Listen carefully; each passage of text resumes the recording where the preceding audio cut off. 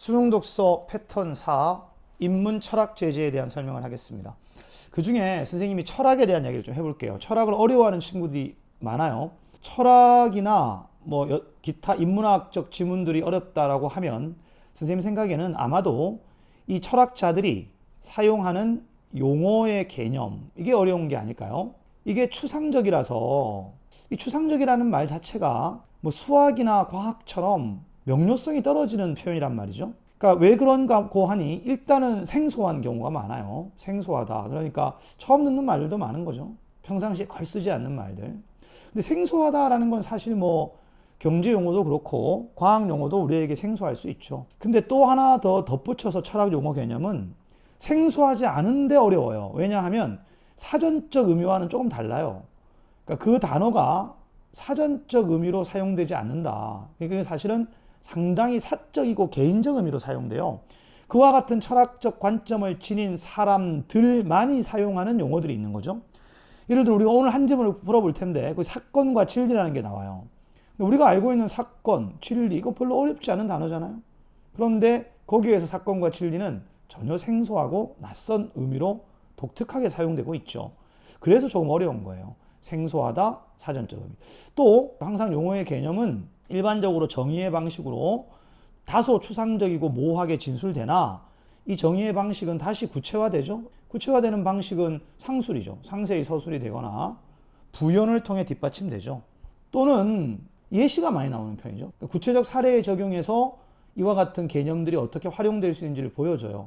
물론 문제에 출제되는 경우는 다수 많이 있는 편입니다. 따라서 이와 같이 이런 걸 통째로 활용하는 경제 읽기 배우셨죠? 통째로 활용해서 개념을 이해하면 되는데 그렇다고 해도 사실은 과학이나 경제보다는 조금 더 불분명한 느낌이 드는 건 사실일 거예요. 한 학자의 철학적 개념이나 용어들을 쭉 다루고 있으면 조금 더 어려울 수 있고요. 이때는 이 방법밖에 없고요. 위에서 읽었던 방법. 이게 이제 구분이라는 지문이 좀 많아요. 그러니까 예를 들어 어떤 특정한 상황이나 대상에 대한 철학자들의 상반된 관점 또는 서로 상이한 다양한 관점들을 이렇게 비교하는 문제들이 많단 말이죠. 우리가 어떤 하나의 용어 개념을 이해하기 위해서라면 이 용어 개념 자체를 가지고 설명하는 게 이런 것들이에요. 상술, 부연, 예시. 반면에 요것과 상이한 서로 다른 것들이 있어서 이렇게 비교 대조하면서 오히려 요 대상 자체가 그 의미가 명료해지는 효과도 있거든요. 구문이 나오면 오히려 쉬울 수 있겠구나 라고 생각하세요. 첫 번째 철학 용어 개념 또는 철학적 관점이 나오면 그 철학자의 명칭이나 이름이나 또는 그 철학자가 내세우는 철학적 관점 핵심 용어에 이렇게 표시를 합니다. 그리고 이 용어와 이 철학적 관점의 핵심을 이해하기 위해 아까 말했던 부연, 상술, 예시와 같은 구체적 정보를 최대한 활용해서 엮어 읽고 대신에 또 뒤에 이와 또 다른 철학자의 관점과 입장이 이렇게 진술되어 있다면 무조건 같이 갑니다. 요렇게 가고 요렇게 갑니다. 부연, 상술, 예시뿐만 아니라 이렇게 함께 간다는 걸 잊지 마세요. 서로 비교하는 방식으로 읽습니다. 185페이지 함께 보겠습니다. 첫 번째 문단에서 화제 정리하겠습니다. 문제를 먼저 보셨죠? 바디우라는 철학자를 중심으로 정치의 개념을 이야기하고요. 사회구조의 변화가 이루어져야 한다라고 말했습니다. 그리고 구체적으로 사회구조 변화는 어떻게 가능한 것인가라고 질문한 다음에 사회구조 변화가 가능한 과정을 이렇게 설명했어요. 사건을 계기로 진리가 만들어지며 그 결과 사회구조가 변한다라고 답을 했어요. 질문과 답으로. 사건이나 진리 같은 단어가 우리가 알고 있는 사전적 의미의 범주를 넘어서서 개인적인 의미가 또 있단 말이에요. 앞으로 우리가 읽고 이해해야 될 내용은 이 내용들에 대한 구체화인 거죠. 이 내용이 다음 문단부터 구체화된다. 이렇게 판단하시고 다음 문단을 보시면 될 것 같아요. 사건이란 하고 내용이 구체화됩니다. 지금부터 나온 사건에 대한 특징, 또는 사건이 무엇인지에 대한 설명인데요. 좀 정보 내용이 많죠? 다 외우려고 하지 말고 이해하고 이 문단에서 바디우가 말하는 사건의 의미가 들어있다. 이런 걸 정리하시면 돼요. 그리고 나중에 필요하면 돌아와서 문제를 풀거나 기존의 사회구조를 뒤흔들 만큼 충격적인 일이고 계획하거나 예측할 수 없는 일이다 까지도 하나 끊어놓고요. 의도적으로 발생시킬 수 없고 엄청난 충격을 일으키지만 전체가 아니라 특정한 지점에서 발생한다는 거. 또 일시적으로 나타나서 사라져버리지만 사회구조 변화의 출발점이 된다는 거. 이렇게 세 가지 정도로 나누어서 내용을 대략 이해하고 사건의 의미를 정리해 놓습니다. 그리고 뒤에는 예시죠. 첫 번째 문단에서 사건을 계기로 진리가 만들어진다고 했는데 사건이 무엇인지에 대해 설명하는 게 두 번째 문단이에요. 이제 이와 같은 사건이 어떻게 진리로 만들어지는지가 이어질 것이다. 이런 예측을 해보시는 게 글을 넣은 과정이라고 볼 수 있죠. 자, 다음 문단으로 가보겠습니다. 바디우는 기존의 사회 구조를 벗어나는 독특한 사건이 발생하며 하면 앞에서 나온 내용이죠. 사회 구성원들은 이 사건을 전에 없던 이름으로 부르고 이 이름은 사건이 사라진 이후에도 사회의 흔적으로 남는다. 사건이 사라지고 난 후 개인이나 집단은 사건의 이름을 통해 사건을 떠올리고요. 사회 안의 각 요소들과 사건과의 관련성을 살펴보는 시도를 한다 하고 즉이 나와 있어요. 여러분 즉은 이 꼴이죠. 앞에 나온 내용과 뒤에 나온 내용을 연결해서 통째로 한번 이해해 볼게요. 주체가 개인과 집단인데 사건의 이름을 통해 떠올리기도 하고 사회 안의 각 요소들과 사건의 관련성을 살펴본다고 했는데 좀 추상적이에요. 이 내용을 즉 뒤와 연결해서 읽는 과정을 한번 보세요. 개인이나 집단은 같은 주체고요. 개인과 집단, 개인과 집단. 사회 안의 제도, 행위, 발언 등을 사회 안의 각 요소들을 이렇게 정리가 되겠죠. 검토하여 그것이 사건을 이어갈 수 있는 것인지 아닌지를 가려낸다. 이것은 사건의 관련성을 살펴보게 된다. 이렇게 이해하세요. 그럼 결국 사건은 이름으로 불리고 개인이나 집단은 이 이름을 통해 사건을 떠올리며 사회 안의 제도나 행위나 발언 등이 사건을 이어갈 수 있는 것인지 아닌지를 가려내는 작업을 한다는 거죠. 이 가려내는 작업의 결과 사건에 충실한 요소와 그렇지 않은 요소를 가려내죠. 이 전체를 합쳐서 가리키는 개념어 탐색입니다.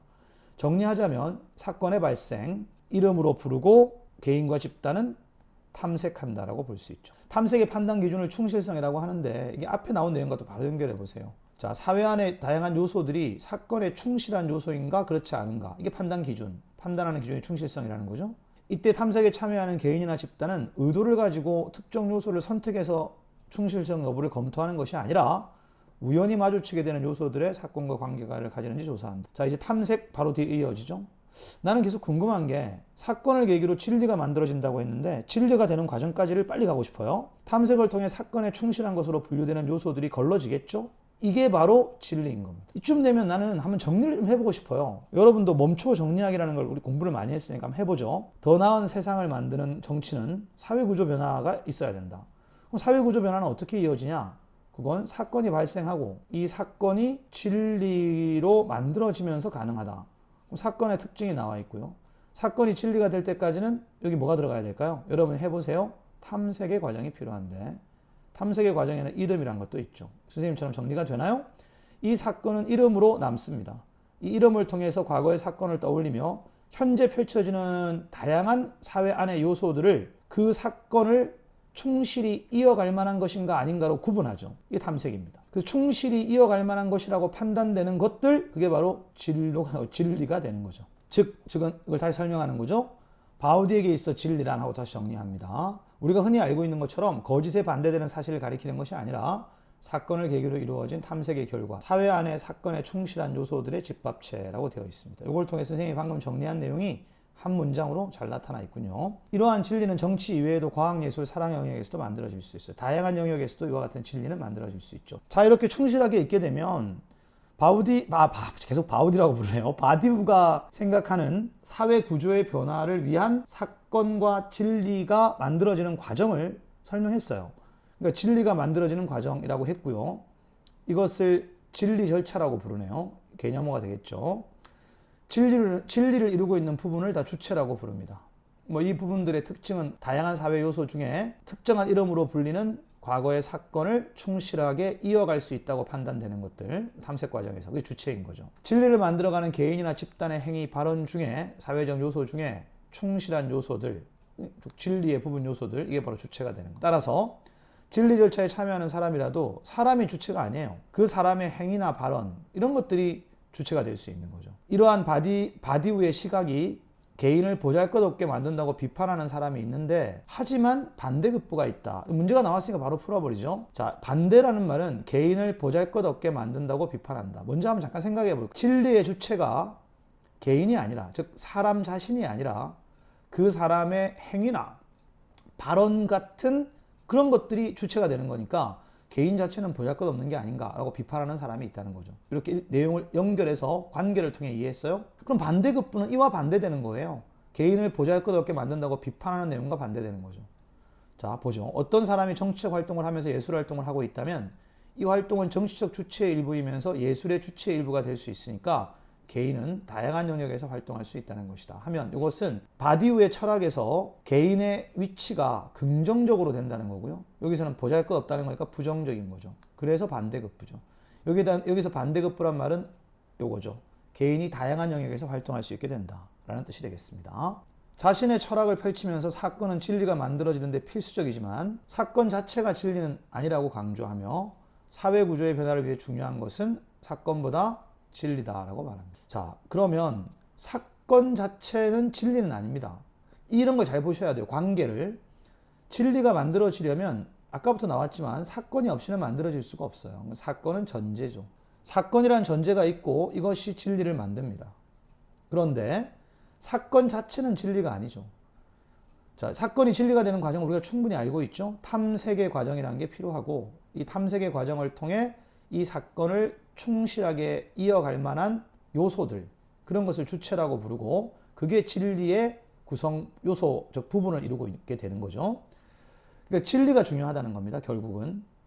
그런데 바우디가 말하는 용기의 중요성과도 연결된다고 하면 이렇게 연결을 해야 돼요. 그러니까 사건 자체가 진리가 아니라 사건을 전제로 만들어지는 진리가 중요한데 그것은 용기와도 관련이 있대요. 바디우에게 용기란 진리를 쫓는 용기라는 뜻입니다. 용기의 개념도 정리하시죠. 즉 사회 안의 요소들을 진리에 속하는 것과 아닌 것으로 나누는 것. 이거 탐색이죠. 탐색의 작업을 포기하지 않고 지속할 수 있는 것.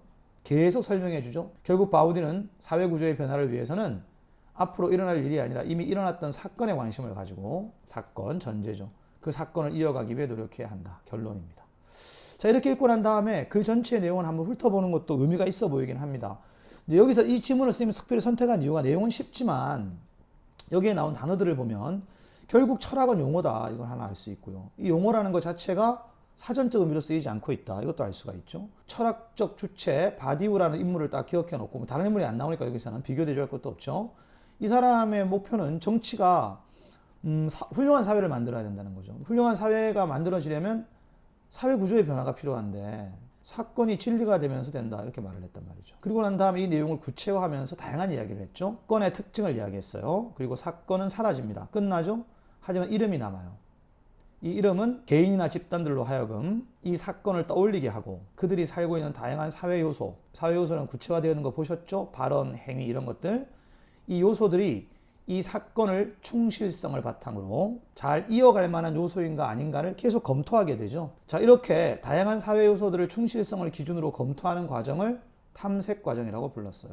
맨 마지막 문단과 연결하면 이 탐색을 지속하는 것, 포기하지 않고 지속하는 것이 용기다라고 말했어요.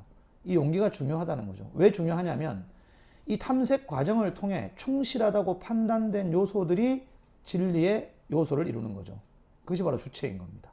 개인 자체가 주체가 아니라 개인과 집단에 의해서 탐색 결과 이 사건을 충실하게 이어갈 만한, 계승할 만한 것, 그 요소들이 바로 진리의 구성 요소가 되는 거죠.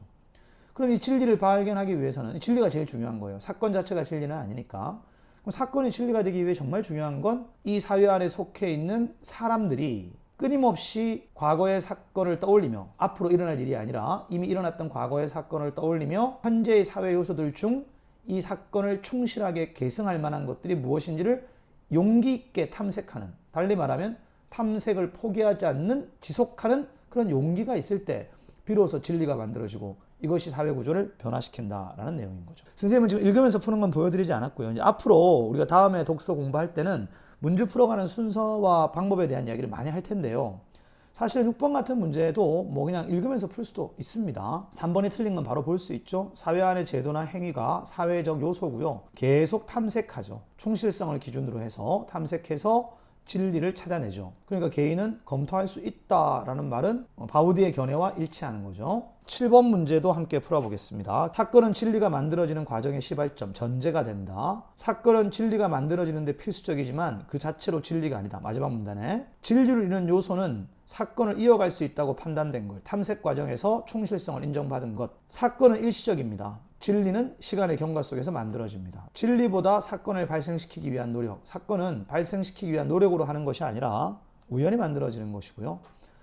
가장 중요한 건 진리죠. 즉 사건으로부터 끊임없이 진리를, 탐색 과정을 통해 진리를 만들어가는 용기가 중요하다라고 말했습니다. 마지막 문단을 참고해서 5번에 틀린 걸 확인할 수 있어요. 8번 문제는 가를 읽으면서 아예 풀어나갔던 것이 가장 좋은 방법이긴 합니다. 반대급부라고 되어 있어서 이게 반대급부 앞뒤를 비교하면 쉬워요. 앞부분에서는 개인을 보잘것없는 존재로 보았다고 비판했고요. 그 반대는 개인에 대한 보잘것없는 존재라고 말했다는 이 사실과 반대급부. 그러니까 개인이 정치활동을 하면서 예술활동을 하면 다양한 측면에서 동시에 참여할 수 있다, 다양성을 가질 수 있다라는 3번이 바로 뒤에 이어져 있죠. 자, 9번 문제도 함께 보겠습니다. 보기를 보면서 지문 내용과 잘 연결되는지 한번 보셨으면 좋겠어요.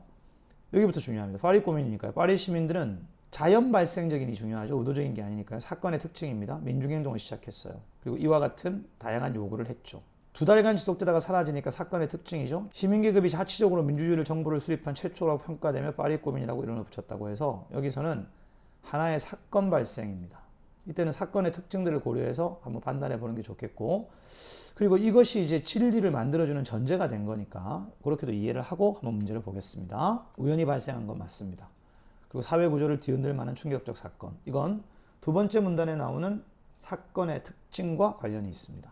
그리고 바디우가 그것을 하나의 예시로 들었기 때문에 자연스럽게 1번은 맞는 답이겠죠. 자, 이것을 하나의 이름이라고 본다면 이것은 하나의 사건이 사회 안에 남긴 흔적이죠. 이 이름을 통해서 프랑스 시민들은 이 사건을 떠올릴 것이고, 그리고 그 당시의 사회적 요소들을 이 사건을 개성할 만한 것인가를 탐색하는 과정이 이어지겠죠. 민주정부를 수립하기 위해 연합하여 일으킨 파리 고민은 사회구조의 변화를 이루어내기 위한 시도라고 했는데, 시도를 지속한 결과라고 했지만 이 3번이 틀린 이유는 두 번째 문단에 나와 있는 바디우가 말하는 사건과 연관지어 해석하셔야 돼요. 바디우의 관점이니까요. 바디우는 기존의 사회구조를 뒤흔들 만한 충격적인 일이 사건이지만 두 번째 문단에 있습니다. 계획하거나 예측할 수 없다. 의도적으로 발생시킬 수도 없다. 이런 말이 나와요.